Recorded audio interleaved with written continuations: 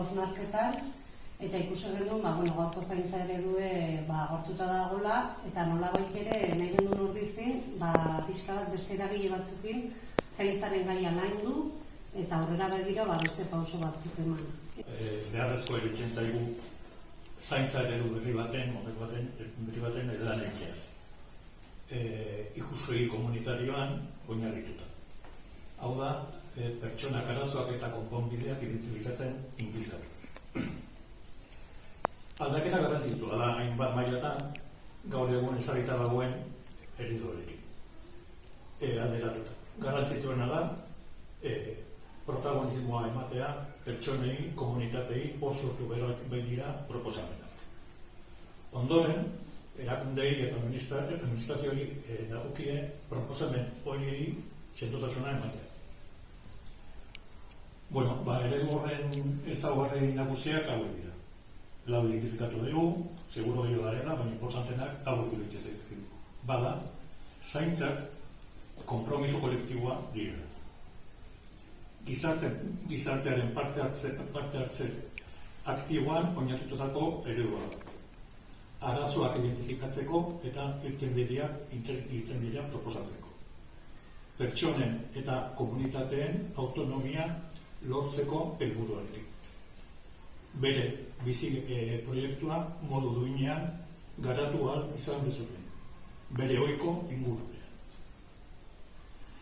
Bigarrena, zaintza komunitatean eta modu integralean. Zainketa komunitate osoaren konpromisoa gisa ulertzen ditu. Ikuspegi integral eta koordinatu batetik. Komunitatean zaintzea baliabide komunitarioarekin. Ardatz komunitarioa publikoa balio edo.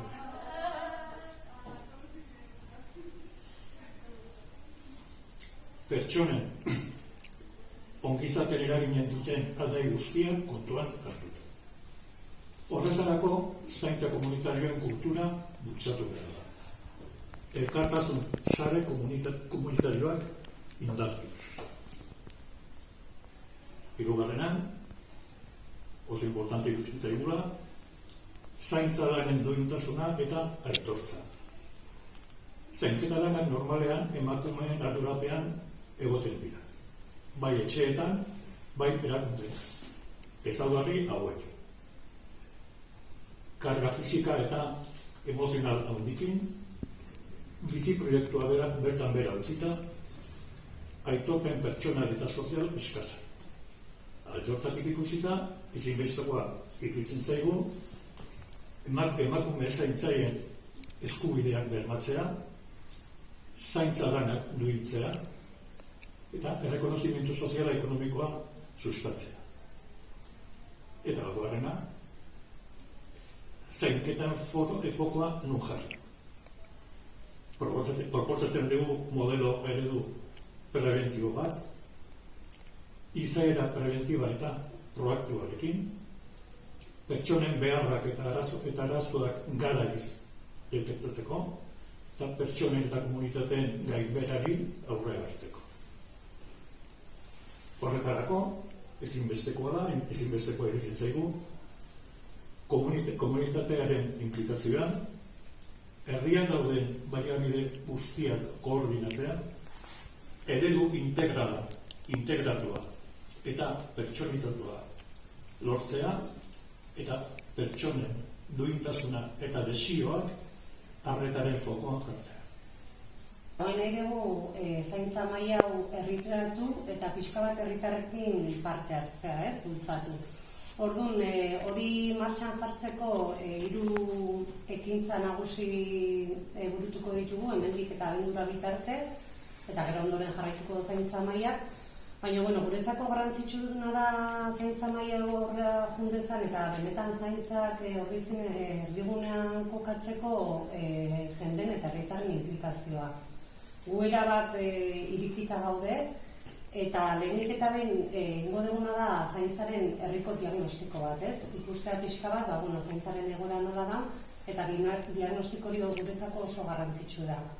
Behin diagnostiko hori abiatuko da, baina baita ere nahi dugu entzute ariketa bat ikia, pixka bat eragile eta elkarte guztiengana iristen saiatuko gea, eta nahi duguna da, beraien proposamenak jaso eta pixka bat entzute ariketa bat ikia. Eta gero hirugarrenik izango zen, informazio guzti hori sensibilizazio kanpaina baten bitartez herriratzea, hainbat ekintza bitarte. Eta orduan hori gehien bat herritar guztiri zabaltzea eta esatea oso irikita gaudela eta eskuzabalik hartuko ditugula eta gustatuko litzaigukela zaintza maila anitza izatea eta parte hartzailea. Lan kolektibo eta komunitarioen bitartez lortuko dugu ordizian pertsonak ardatz dituen zaintza eredu bat sustatzea. Parte hartzailegoa eta inklusiboagoa, koordinatuagoa eta berdinzalegoa. Herritarron inplikazioa behar beharrezkoa dugu bide honetan aurrera egiteko. Argatik dei egin nahi diogu herritar guztiei antolatzen ditugun ekintzeran parte hartzera eta egiten ari garen ahalegin bateratu hau babestera.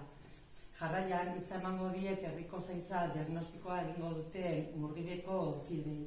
Guk zehaztu genuen helburua diagnostikoa egiteko izan zen pixkat Ordiziko herriko zaintzen errealitatea ezagutzea, baina bereziki fokua jarrita pertsona nagusian zaintzan. Hartzar horretan sartzen ari diren edo badauden pertsonen zaintzan. Eta horretarako aztertu nahi genuen pixka bat, zer dan bakardade zautatua, zelako pertzepzioak dauden zaintza ereduan, ze aldatu dan edo ez den aldatu zaintza ideia hori oin nagusiak diren agazteak zirenetik, edo ez, familia eredua, zaintzak familiarra izaten jarraitzen duen edo ez, pixkatu da guk zehaztu dugu helburua. Zaintza diagnostiko oso bat eta kompleto bat oseatze aldera planteatu dugu zaintza diagnostiko hau metodologia bai kualitatibo eta kuantitatibotikan eta teknika desberdinak erabiltzen bai. Zaintza maila hemen dagoa labe, parte hartzea eta prozesu osoan testiguantzaten motia eta euren pertzepzioa bai zein dan ikusteko, ez? Horren baitzan sortu dira edo sortu nahi izan dira talde desberdinak, bai eztabaida taldeak zein elkarrizketak, eta horretaz gain beste herritarren pertzepzio oso bat eta sakonago bat bai lortzeko galdetegi bat planteatzen da, kuantitatiboki aztertzeko eta datu batzuk izateko eta holan diagnostikoa alde guzti hori ezagutzeko, ez? Alde batetikan gizartean pertzepzio orokorra zein dan, baina gero bai zuzeneko eragileen pertzepzio hori iritzixak eta ezagutzak bai uztartzeko eta ezagutzera emateko. Eta baita ere zaintzaile bai profesional eta ez profesionalek dauzkaten behar berezita espezifikoak ezagutzeko eta proposamen horiek ere jaso eta sistematizatu ahal izateko.